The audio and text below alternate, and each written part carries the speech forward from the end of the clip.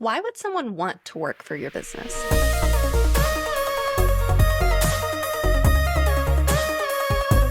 My name's Michelle Kline. I am the host of the Dogco Secrets podcast and the founder of Dogco Launch, where pet care companies come to grow and scale. So I wanted to talk about team building today because this is a pain point that I am seeing prevalent in the industry right now of companies that are really struggling to both attract quality applicants and retain quality hires. And I was thinking back to when I was growing my business, and this was a pain point then, this was a pain point through the pandemic. And I feel like specifically it's kind of coming to a head right now in the industry again. And this is not an issue that is going to go away, unfortunately. So I think it's really important that we get to the root of why would someone want to work for you so that we can look at how to improve this for your business. The bigger your business gets, the bigger staffing is going to become a critical bottleneck to you continuing to pursue revenue growth. If you are doing an in-home pet care model where you have one employee working with one client at a time, or even if you're doing like a brick and mortar or a pack model, your staffing is going to be directly tied to the growth of the business and to the revenue growth and to how many clients you can take on. This is a service-based business. So it's critically important that we unlock some key metrics in your business to help you continue growing and scaling on the team side. Are you a pet care professional that wants to scale your business in 2025? I'm so excited to tell you about the Dogco Business Summit, a conference dedicated exclusively to scaling pet care businesses, which will be in Winston-Salem, North Carolina, September 26th through the 28th. If you are looking to scale your pet care business this year, this is the conference for you. I have pulled together the very best people I can find to help inform our industry, to educate our industry, and to help businesses get to the next level. With speakers like Jamie Troll and Joey Coleman, you are sure to take home really actionable information to put into your pet care business to help you grow. Tickets are on sale now at dogcosummit.com. Get yours before it's gone. It's not uncommon that when I talk with a company, they're oftentimes very focused on figuring out client lead flow. How do I get the right clients in? How do I get more leads into my business for the services I want to sell? And yes, that's important as well. That's 50% of this equation. But the reality is our business is heavily dependent on labor. Alex Ramosi, who I listen to a good bit, talks about how there's this understanding that you need to come to with your business as to which business are you actually in. He gave the example of he had a friend who started an Airbnb cleaning business because they saw a lot of opportunity in the market for a business to provide that service. And I have Airbnbs. I'm a host myself. So yes, that's a really valuable component.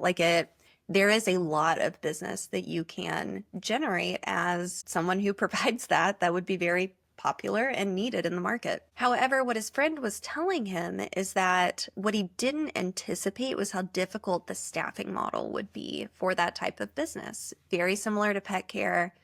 You have people that need to be able to work really efficiently, really independently, very, very trustworthy. And there are certain caps on what you can pay them just due to how people value the work. And it's like one person at a time with one client. It's actually wildly similar to pet care. And Alex said he looked at his friend and said, "You're treating this like your main problem is lead flow." But in reality, this is a business that is all about hiring, recruiting, and retaining talent.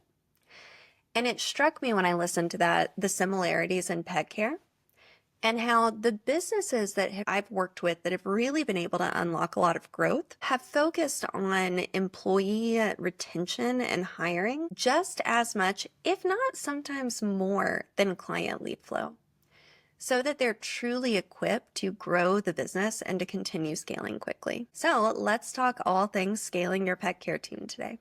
And what does it look like to do that well? We need a model for hiring, training, and onboarding that actually works in our favor, that brings together like people who want to join our business, who want to stay and contribute to our business, who feel bought into what we're doing, and who ultimately will enjoy the work and want to continue on with us. So I want to make a case first that we need to have certain metrics inside of our business that we are tracking just like we do on the client side. So when it comes to your team, a few things that I recommend you are tracking. Number one, we need to know how many people are in your pipeline at all times for qualified hires. I am a huge fan of having people built out into your pipeline that you're nurturing but not yet quite ready to hire, so that when you are ready, you're able to pull that person into the business right when you need them. If we are waiting to start our hiring process until we already need someone, we are going to be behind, and that's going to create a lot of difficulties, a lot of friction and bottlenecks in the business because we were not set up to take that growth proactively. So when we're looking at what to measure, hiring pipeline leads, so how many people in your pipeline, how many people we want and need in our pipeline for it to be healthy, robust, and there to be enough talent in there that we are considering hiring. Second thing we want to track is employee retention. So how long do people stay with us once they onboard? And then what are the typical fall-off points that we may need to be really cautious of for people that are coming onto our team that may choose to leave? So, is there a fall-off point at day 30? If yes, if we measure it, we can see like, okay, if I can just get them past this particular part of the employee journey. So that's something we want to pay attention to, is how long they stay and what are those potential fall-off points. And then the final thing I recommend we track is developing some measure for employee happiness or employee satisfaction that we can measure on a somewhat regular basis to see if we are improving that metric for our team.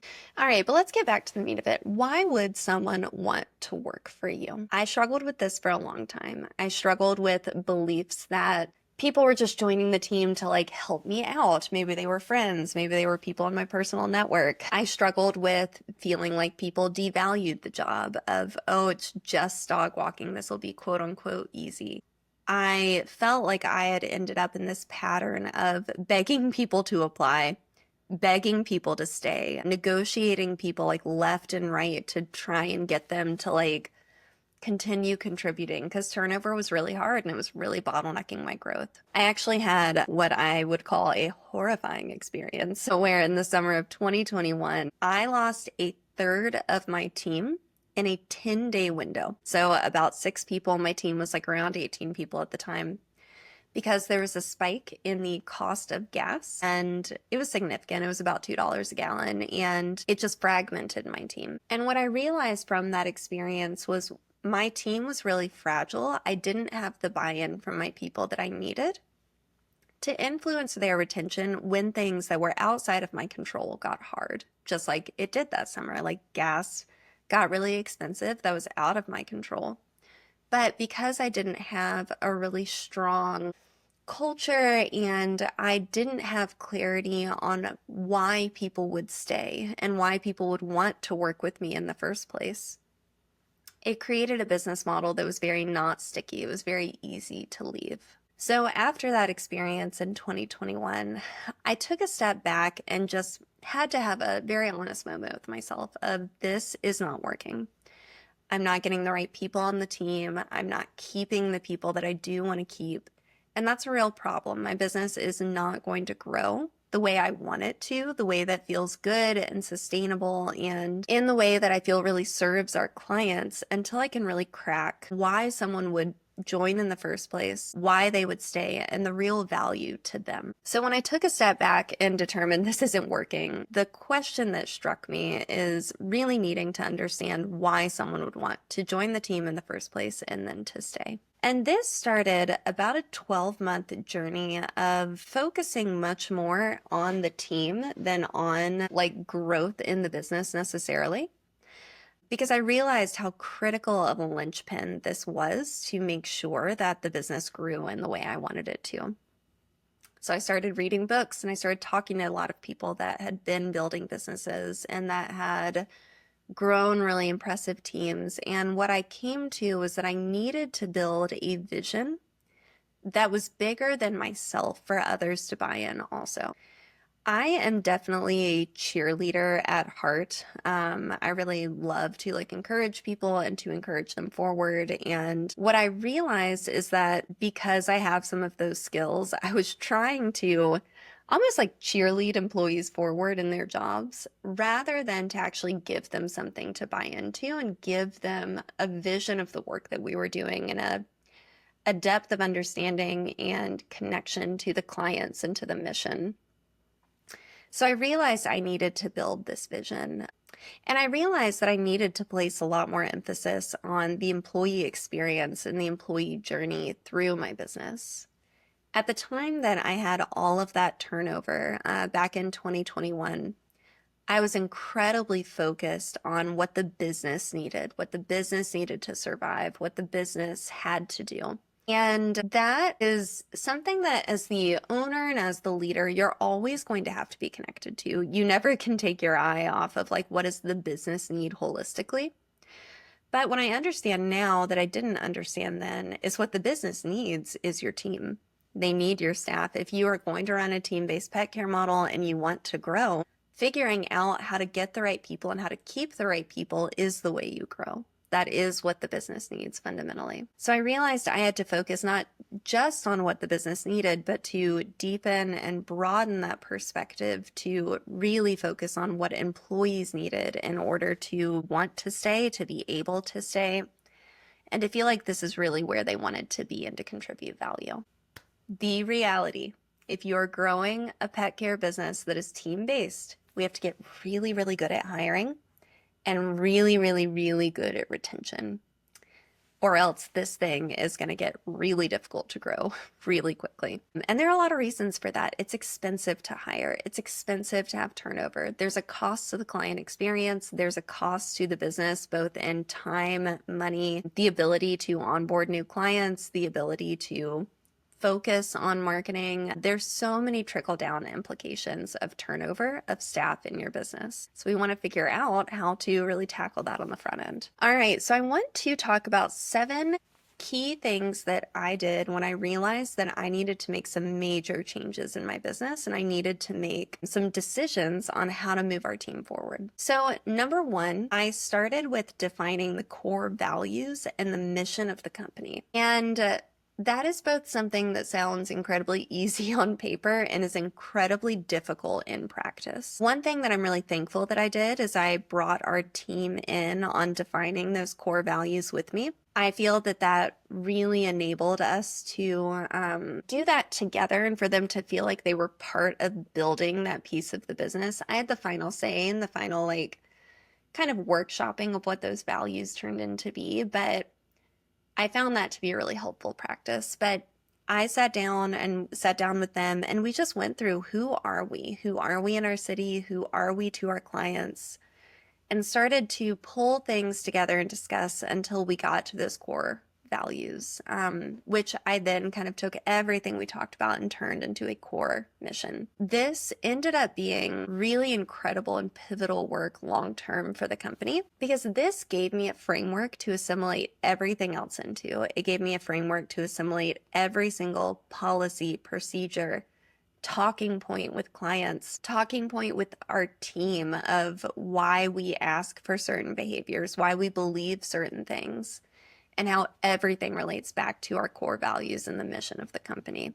So if that is not a practice you have yet done, if hiring, retention, getting the right people to you is a struggle, I highly recommend you start there. Take a half day, take, an evening, and just get things out of your head and get them onto paper. All right, second thing I did, I started actually measuring key metrics about my staff and about my team and about the health of the team. If you are not tracking metrics for your business, I hope this episode and the next one convince you to change your ways because tracking data is the only way I believe that we can make truly grounded, strategic decisions about our business and about growing our business and who we serve and how. It's an incredibly important practice and I'm an advocate of it. So I started measuring. I was not tracking and measuring much in my business previously about employees and how long they stayed. And so a few things I started tracking. How many applications were we getting on a regular basis? How many people were in our hiring pipeline? So our metric was that at all times we had 3 to 5 qualified candidates that we were legitimately interested in. How long people stayed once they were on the team. And then what are the potential fall off points for people resigning that I need to know about? So for example, the first 60 days were pretty critical on our team. If people could get through 60 days, they tended to understand the job, they were in a good rhythm, we felt confident that they understood what they were doing. So 60 days became pretty clear, like, okay, we got to get them there. And so that gave us something to measure against and something to test on, which really is the benefit of data and metrics, is that it gives you a framework and something to test against. All right, third thing that I did to help clarify the question why someone would work for me and improve this area in my business. I surveyed my team very in depth to get a better understanding of what they wanted out of the job. So one of the questions that I asked is, if you had to pick between predictability and flexibility, what would be your priority? What would be your priority as a part of this business? Flexibility meaning that we were flexible with them, they were flexible with us when it came to scheduling and expectations of like when and where to be, things like that. Or predictability, you have set hours, same shift, you know who you'll be working with, things like that. That specific question helped give me a lot of information that I then used to craft what the employee experience would be like for our business. So getting a deeper sense of what they enjoy out of the work, what the sticking points are for them, where they don't feel supported, and having a culture where people feel comfortable sharing that information with you is just huge. So we want to make sure they know we're asking this in service of making this a better place to be, and really cast the vision of how their information contributes to that. One thing I liked to tell my team back when I had my pet care business was, I've never worked for me. So you have so much more insight than I do on what it's like to be part of this business in the role that you are, because I've actually never done that. Any information I have is secondhand from what people have chosen to share with me, which is why it matters so much that we do things like feedback surveys, and to the extent people are willing, they're very honest with me because I don't have any firsthand experience of what it's like to work for me. Okay, so we have core values, we have key metrics, we have surveying your team. Number 4, this one was personally kind of painful. I started doing exit interviews. Previously, I did not see the value in exit interviews. I felt that they were kind of like perfunctory, where it's like, okay, I mean, they told me why they're leaving, but sure, I'll like ask them, you know, why are you leaving, blah, blah, blah. But it's like, I already know that. What other information am I going to get? Turns out there's an entire world of information available to you in an exit interview about what the business was like to work for, what changes they see that they think should happen. There are a couple exit interviews I did that actually completely changed our client onboarding process with the information that I got back, because of how team members felt and because of the very specific and unique insight that they were able to give me in that conversation. Having an exit interview, I have come to believe, it's one of the lowest stakes of a conversation for the employee. So, and by that I mean, it gives you the best chance for legitimately honest feedback, because there's nothing that can happen after that. It's the very last moment with the business. So it's not like they need to worry about, I don't know, you getting upset or you getting mad. They can just be really, really honest about what it was like to work there. If you do an exit interview, I really recommend, one, send the questions ahead of time. So that way they have clarity and transparency on what you want to talk to them about. That is really going to increase not only the thoughtfulness of the responses that you get, but a willingness to have the conversation at all, because they know they're not going to get like blindsided by different questions that you may throw out. So send the questions ahead of time. I do think it's really important people are given a choice to opt in to the exit interview. I always make it very clear this is really important to me, but it is a choice that you have, which, I mean, they know like everything technically is a choice, but I make sure to state that. And then I also make sure to position this as the exit interview is in service of trying to make this a better place to be. And I just see you as a partner in that. I'm thankful for your feedback in that. So it's a really good practice. So I recommend exit interviews. I know they're painful. but I recommend doing it anyways. Fifth thing I did, I started involving staff as problem solvers and building the culture together with me, rather than focusing so much on building it for them. This sounds like a very small shift, but I found that by including people in the process, they just had so much more buy-in and they felt so much more ownership. It positively increased retention by a significant amount. And I felt that it made everything better because the business became a reflection of something that was much bigger than just me. So I had a team members start like a book club that was for the team so that they could invite people into something they enjoyed doing. I found we got on Slack so that we could have like just kind of a running dialogue channel of people getting to know each other and connecting. Finding ways that people could be part of the culture building was hugely significant in helping the culture improve, and which had a trickle down on all of the key metrics I was trying to influence. All right, 2 more. Number 6, I started utilizing something called a leadership manifesto that I let guide how all of the interactions across the staff were going to go. This is a practice that I picked up from Brene Brown, where she recommends that workplace cultures have a leadership manifesto that really defines the behavior that's accepted by the organization. So as an example, on my leadership manifesto, there was a line that said, "We treat everyone with positive assumption that they are doing their best, and we meet them from that place of intention, that we are all doing our best and we're all trying to succeed, and that we assume you want our success and that we want yours as well." This was a tool that I was able to train managers and admin to, which was incredibly helpful when I started building more of that middle management tier in the business, so that people were really able to reflect the way that I wanted others treated in the organization. So I recommend a tool such as that. And then finally, I slowly started solving key issues in the culture, the way the job itself was set up, and the way the business had set itself up to relate to employees to make it a better place to work. We set the goal to be the best part-time job somebody could have in our city. And then we kind of went on this this journey to figure out, what does that mean to be the best place? Okay, that means we have a killer culture. That means we have a killer brand. People feel really proud to be associated with us.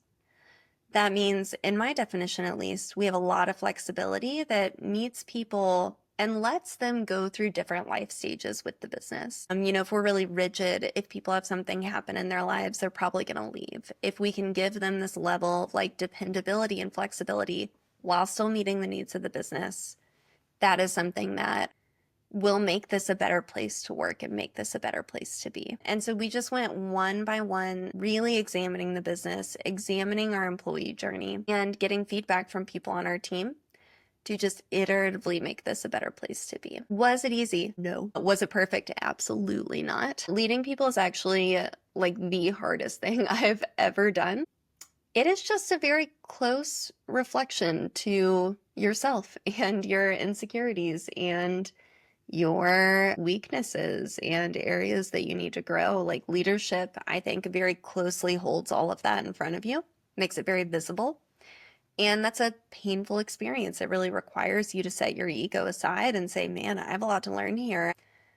This sounds so silly out loud, but like I assumed I'd be naturally skilled at this. And turns out, just like anything else, I have to build skills and I have to practice, and I'm gonna fail at some parts of it, and I have to keep going because I'm the leader, I'm at the top. So it was not easy. It was not perfect. It was still not perfect by the time that I sold the business and several years later. But every time I have gotten into this process of trying to figure out how to be a better leader and build a better place and build a better business, it has been worth it every time. So let's circle back to the question that kicked this episode off to begin with. Why would someone want to work for you?